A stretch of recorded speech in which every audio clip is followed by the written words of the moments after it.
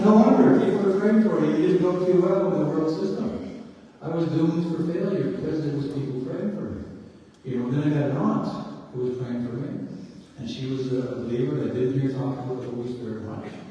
But the night that I gave my heart to the Lord, and because the next day I wrote her a letter, said, Joy, I gave my heart to Christ, I'm going to live with Him. She told me, Cal, just days before I got your letter, I was vacuuming in my house. And he said, you came upon me so deeply that I began to weep.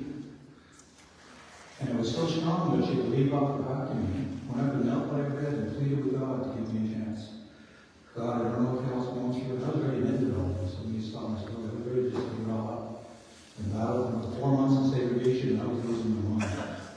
And she's praying for me. I said, no wonder I had that encounter. She was pleading with God at a time that Satan was literally trying to take me out. An intercessor was praying, seeking God for my life. And I'm so thankful that she did. And she had such joy in her heart, and she knew that this was an answer to her prayer.